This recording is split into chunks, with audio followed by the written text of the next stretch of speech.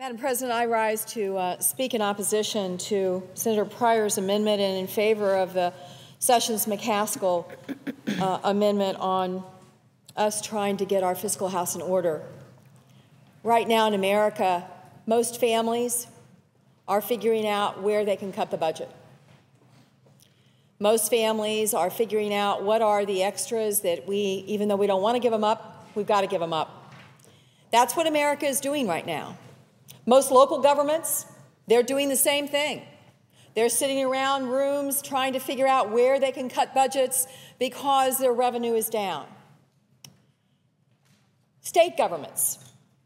In Missouri, the governor has had to cut the budget significantly, even with the stimulus money we sent to Missouri to help them balance their budget. They are cutting programs. They are cutting employees. They are doing what they have to do to balance the budget. And then we get to Washington.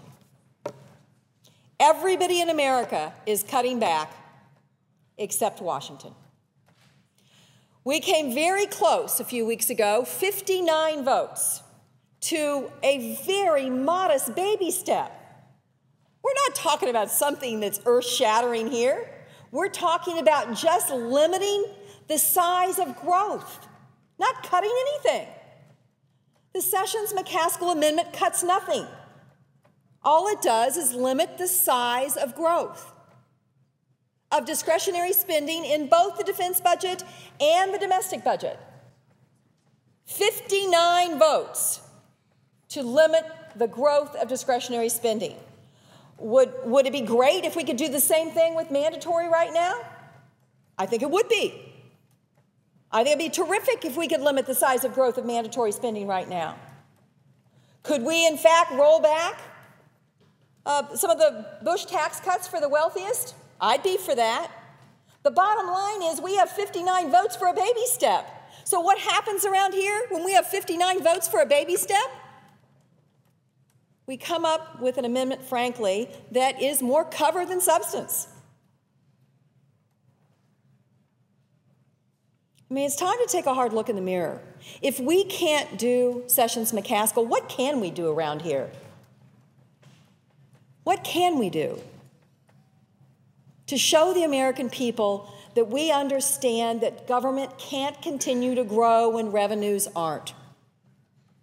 We've done some big, bold things, and I've been supportive of all of them to bring us back from the brink of a recession. They were very important.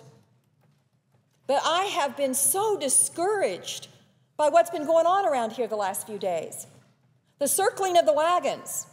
This amendment, with all due respect, and he's my friend and we work together on many things, but 50 votes to waive? Are you kidding? You have to have 60 votes now to waive. And they're lowering it to 50.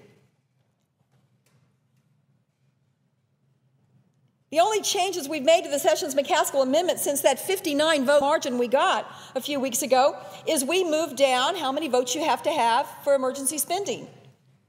It's no longer subject to a 67 point of order. This was done to address the concerns that some of the members had about Congress's flexibility to respond to emergencies.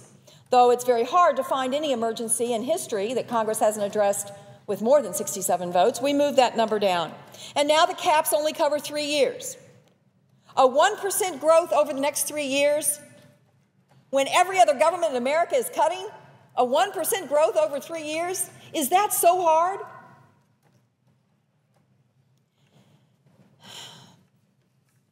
There are no caps on this year in this amendment and no caps for 2014. The prior amendment only has 1 year of caps and it can be waived with 50. And then it purports to try to mandate that the Fiscal Commission do some things. And by the way, if the Fiscal Commission doesn't do it in time, then none of this counts. I mean, we're outsourcing our responsibilities here. I was for the Fiscal Commission. I was a co-sponsor. I think we got to be honest about what this body is capable of doing and what it's not capable of doing. But did I really think this body was not capable of 1% growth for 3 years in discretionary spending? I had no idea this body wasn't capable of that. And the pressure that is being put on members that were part of that 59 is really depressing to me. This is one of those moments that I separate from leadership in my party. And I'm proud to separate from leadership of my party because this is the right thing to do right now. America doesn't think we get it, and you know what? They're right. We don't. A 1% growth in government and discretionary spending for the next 3 years is a reasonable approach to what we are looking at in terms of both our deficit and our debt. And I am sorry that leadership doesn't agree with me on this. I'm sorry that leadership doesn't think this is good public policy. But I got to tell you, we worry around here about elections. I'll tell you, the folks that are thinking that this side-by-side is somehow going to cover them from the wrath of the American people, when it really sinks in that we are not even willing to limit growth in a meaningful way in this country.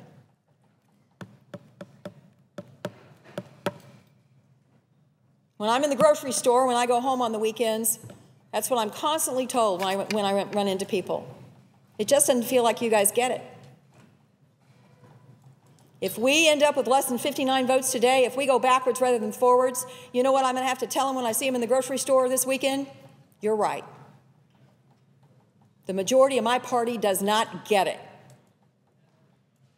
And by the way, I'm ready to stand up right now and co-sponsor anything that we want to limit the growth in mandatory. I'm for that too. I'm for doing whatever we need to do to make sure that we look at the revenue side. I'm for that also. But really, this is a baby step. And if we can't take the baby step right now, at this moment in history, with this mess we're facing in terms of finances, then I think we're in a world of hurt, just a world of hurt.